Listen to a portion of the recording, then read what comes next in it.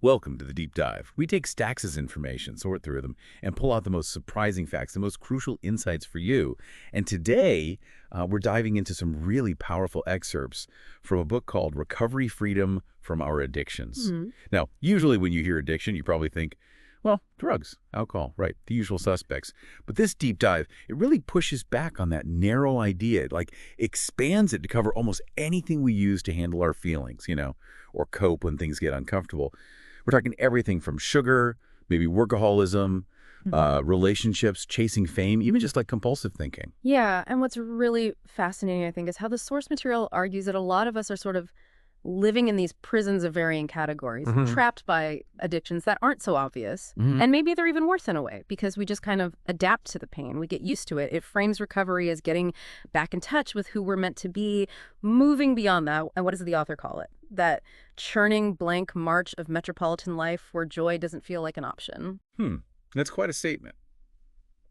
So if potentially all in these prisons, these different kinds of traps, what's the way out? That's really our mission today, isn't it? To unpack the author's own journey, his really personal story, using this framework, the 12 steps, and to see how these ideas, these principles, might apply to anyone, really. Anyone looking for freedom from those self-sabotaging patterns that hold you back. Okay, let's get into it. So the author kicks things off by asking us to just list everything.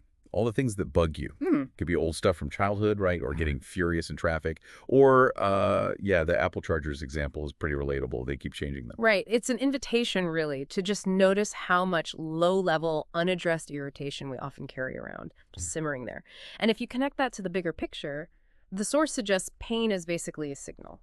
Always, whether it's like your leg hurting or something mental, it's described as some aspect of us that's beyond our somewhat narrow conception of self-communicating. A pain in the mind means change the way you live. He even points out, thinking back, that the impulse that made him overeat chocolate as a kid, it was the same underlying thing that later led him to heroin, just in a more socially acceptable package back then. Wow. Okay, so here's where it gets really interesting. The author lays out this 5-point guide to how the addiction cycle actually works. It starts with some kind of pain, right? An initial feeling of inadequacy, like you're not quite complete or you're watching life through glass. Then point 2, you invent a technique. You find something, an addictive agent. He uses chocolate as his first example to deal with that feeling, which leads to point 3, temporary relief, numbing, distraction, whatever it is. But then comes 4, the consequences, feeling rubbish, blaming yourself. Self-reproach. Exactly. And that just leads you right back to point 5, which is the original pain again. The cycle restarts. And the crucial thing to grasp here, the book argues, is that the object itself, the chocolate biscuit, the drug, the work, whatever, it's not in itself bad. The key is its function, how you're using it. As an external means to manage what's going on inside, it requires the participation of your consciousness. That's the real prerequisite. That really makes you think, doesn't it? What seemingly harmless things might you be using that way? Yeah. Maybe without even fully realizing it. Now, the author is very upfront about his own resistance to the 12 Steps program when he first encountered it. Big time resistance. He calls himself a maverick, a poet wandering through the windlash wilderness, screaming my song, very individualistic. Right. Hated systems. Yeah. And especially all the mentions of God in the program literature. That was a major hurdle for him. But the core insight that finally broke through that resistance, the thing that disarmed him, was realizing this. Self-centered, egotistical thinking is the defining attribute of the addictive condition. And this isn't just obvious vanity. It's not just looking in the mirror all the time. It's a much deeper thing, a tendency to make yourself, your feelings, your perspective, the absolute ontological center of the world. So it's subtle, too, like the example he gives. Casting yourself as the long-suffering, downtrodden carer for a difficult partner. Even in that role, your feelings, your experience of their behavior becomes the main event. Exactly. It still puts me right at the center. It really makes you pause and ask that question he asks himself. Yeah. If thinking about me all day is doing me any good. Okay, so the program itself, it starts with these foundational steps, and they really do challenge how we normally think about problems. Step 1. The author boils it down pretty bluntly to, are you a bit messed up? Yeah. And he points out, people try everything else first. Willpower, self-help books, crystals, maybe pills, hypnotism, trying to fix it themselves. But those things often don't stick. And here's the paradox. The counterintuitive wisdom It is by surrendering that we can begin to succeed. Mm. Step 1 is about admitting defeat, essentially. Admitting that we have no power over whatever the problem is, crack, sex, food, work, resentment, whatever, holds you captive. And that surrender, that admission, that's described as the way to access all the power we will ever need. Wow. It's also about finding hope, believing that change is actually possible. Okay. Then step 2, which he simplifies as, could you not be messed up? Right. This focuses on believing that some kind of power greater than ourselves can restore us to sanity. And restored to sanity here means like realizing there's a better version of you waiting, a potential self. Exactly. A better version of ourselves waiting to be realized. Oh, yeah. And that power, it's very open-ended. It doesn't have to be religious in a traditional sense. It could be the program community itself, the support group. It could be nature. It could be a sense of connection to something bigger, a unified field of consciousness. The only criteria, really, are that it needs to be perceived as loving, caring, and more powerful than you. Okay, that makes sense. It's broader than just one definition. And that leads into step 3. Are you, on your own, going to unmess yourself? Right. Which is about making a conscious choice, a decision to turn over our will. The author has this charming way of putting it, like making a deal with yourself, a compromise. Like, Yeah. okay, I'll try this new plan just for today, and if I don't like it, fine, I can go back to my old ways tomorrow. Huh. That lowers the stakes a bit. It does. It's just about accepting, maybe, that your own way, your old plan has let you down. And being willing, just for today, to be open to being guided. Okay, so after those foundational steps comes step 4, the big one. The searching and fearless moral inventory of ourselves. And the author's totally honest. He says he avoided step 4 like I owed it money. I bet. It sounds massive. Yeah, he saw it as this huge, daunting task. Writing down everything that caused disturbance, any emotional spasm, tiny slights, big resentments, deep insecurities, feeling too fat or inadequate, all of it. And the process involves looking really closely at how resentments impact these 7 specific areas of life: pride, self-esteem, personal relations, sexual relations, our ambitions, our sense of security, and finances. Basically, the pillars of our lives.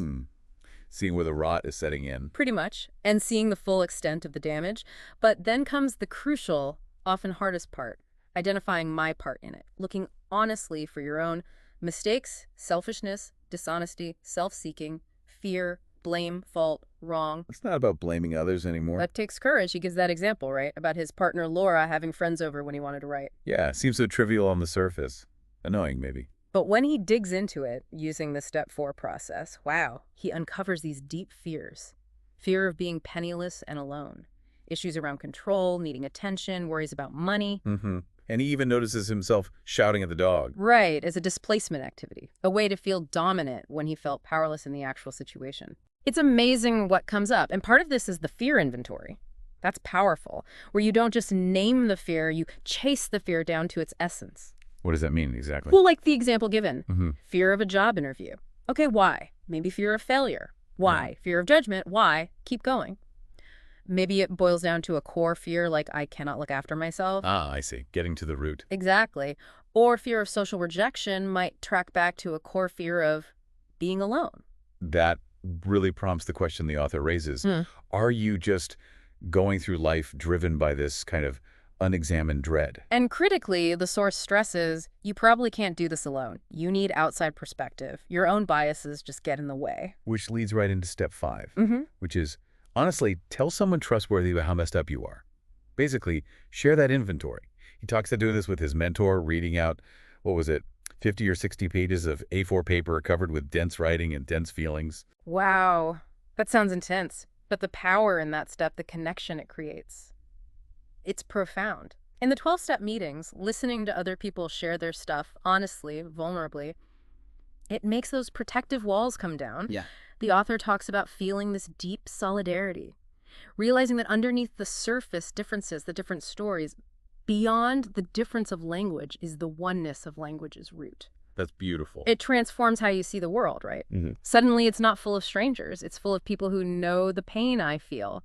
You're not alone in it. Okay, so you've done the inventory, you've shared it. What's next? Step 6 and 7. Right. These are about willingness. Becoming entirely ready for God or your higher power to remove our defects of character. That's step 6. Once you've seen them clearly in step 4, you're ready to let them go. Hopefully. And step 7 is actively asking for them to be removed. The author mentions visualizing the Hindu deity Ganesh, the remover of obstacles, taking away his jealousy or self-righteousness. It's an act of surrender. It is, and it brings up that question again. What are your justifications for staying stuck in those negative patterns? Because, as the source says, in justifying our misery, we recommit to it. Oof. Yeah, that hits home. So steps 6 and 7 are about dropping the justifications, accepting those old habits for what they are, and having faith that something better can come through if you clear the channel, trusting that a higher power will transmit. Then we get to steps 8 and then, which are about amends. Step 8 is making a list, listing everyone for everything affected by your being so messed up. Just the list first. Yes, and becoming willing to make amends. The author really stresses separating this from step 9, which is making the amends. Why the separation? Because if you start thinking about how you'll make the amend while you're making the list, you'll inevitably start editing the list. You'll leave people off because it feels too difficult or awkward. Okay. Makes sense. So step 8 is just list and willingness. Step 9 is the action. Exactly. And the word amend itself is important. It means to change or improve. It's not just saying sorry or paying someone back, though it might include that. It's a commitment to fundamental change, to not be the same people anymore. So you don't repeat the harm. Precisely. And a huge part of this is forgiveness. Forgiving others, primarily. The author says, by forgiving the perpetrator, I release myself. It frees you from carrying that resentment. He gives that example about his past promiscuity, doesn't he? Yeah, how he used to see it as just culturally normal, maybe even cool. But through this process, he came to see it as desperate, pitiful, toxic. And realize the harm it caused others, their self-esteem. That realization is key to making a meaningful amend, which is living differently now. Okay, so after all that heavy lifting, Yeah. what keeps it going? Step 10. Step 10 is the daily practice, the maintenance step. The author sums it up as watch out for messed up thinking and behavior and be honest when it happens. Oh, constant vigilance. More like constant awareness. Learning to spot the moment when I give up my inner connection, my serenity, and leap into my beast nature, as he puts it. Noticing the triggers, the old patterns starting up again. Exactly. And it's not about, like, policing every single thought. It's deciding what to do with my thoughts once you notice them. He mentions having sound ideals for different roles in his life. Yeah. Like being a boyfriend. Yeah. Having clear intentions or principles to guide behavior in different contexts, which is a great question for anyone. Do you have explicit sound ideals for your roles as a parent, a friend, an employee, whatever? Probably not explicitly written down for most of us. Right. And step 11 builds on this daily practice. It's about deepening that conscious contact with the higher power, usually through prayer and meditation. But he's realistic about it. Admits he frequently fails. Totally. He says, most days I lose myself in ego and will. It's not about perfection. And crucially, it's not done in isolation. No, absolutely not. He stresses consulting others, having that support network, knowing I'm often not the right person to diagnose my own mental state. We all have blind spots. So step 11 is about that ongoing connection, that intention to live, well, better. Yeah. To live lovingly and kindly, recognizing our shared humanity, that we are all here suffering together and our job is to love and help one another. Which leads perfectly into the final step, step 12. Carrying the message to the addict who still suffers and living these principles in all aspects of life. And he's clear, this isn't a cure, it's a daily reprieve. Right. The underlying condition, the disease, it's still there. You'll feel it stir in fear and rage and irritation. Yeah. The work is ongoing. But that focus on helping others, carrying the message, that seems pretty radical in our usual way of thinking. It really is revolutionary in our often self-centered world, as the author calls it, shifting the focus outwards. He talks about the gratitude he feels being around others in recovery, people on the other side of this program. And realizing the differences are small. Yeah, that essential differences between us are few and insignificant. It often just boils down to luck, circumstances. He mentions people working in homeless shelters, hospitals. As examples of those who've stepped outside of the values of our culture and committed to another path, a path of service. The book uses some really vivid personal stories to bring all this to life, too. Oh, definitely. Like his take on fame, calling it one of those shimmering sedatives. Limited effectiveness. Yeah, he says no one is famous when they're on the toilet. Except, I suppose, Elvis. But his point is serious. He chased Hollywood fame, thinking if he just got enough, he'd be okay. And found out. There's never enough. That fame, luxury, glamour are not real and cannot solve you. There's also that powerful allegory he uses, the elephant king Gajendra in the swamp, from a Hindu legend. Right. Tell us about that. He identifies with Gajendra, the noble elephant entering the swamp, which for him represented politics. And in the swamp lived the crocodiles, perfectly adapted to that environment. His own truthful and noble quest got derailed, he says, by his unconscious crocodile drive for power and attention. Those instincts took over. So we can be both the noble elephant and the primal crocodile. Exactly. We contain all of it. The dragon, the elephant, the soldier, and those unconscious drives can at any time reclaim you if you're not aware. There's also that really intense story about taking the homeless veteran, Gruffy, to the hospital. Yeah, that's incredibly visceral. The description of his decaying legs, the stink, true horror, he calls it. And he reflects on his own reaction, his unexamined hubris about his own life being somehow deserved. And the difficulty of being genuinely helpful in that situation, navigating potential violence without making it about earning spiritual credit for himself. It's a raw look at the complexities of service. Then there's the birth of his child, a completely different kind of intensity.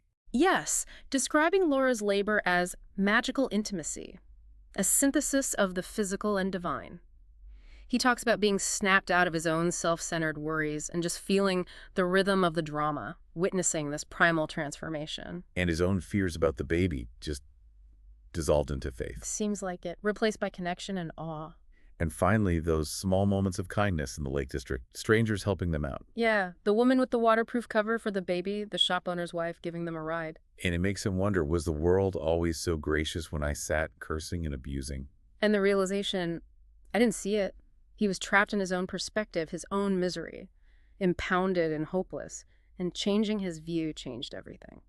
So wrapping this all up, what's the big takeaway from this deep dive into recovery? I think it really boils down to that profound shift in perspective the author arrives at. The way of the self leads only to suffering. The way of love is salvation. It's not about finding some static, perfect peace. It's a daily thing, a commitment to living from that higher self, constantly checking your motives, trying to be useful, to be of service. Yeah, it really comes through that true freedom isn't about control, it's about surrender. Letting go of those illusions of power, illusions of misery. And the author's own story is the proof, right? From being scared in crack houses to living this life of connection and, well, peace. It shows that kind of change is actually possible for anyone. It's a powerful message of hope. There's that quote near the end, "The kingdom of heaven is spread upon the earth and man sees it not." It leaves you wondering, doesn't it? What new ways might you start to see that kingdom, that grace, in your own life if you could just let go of all your illusions of misery and power, potency and shame? Something to think about.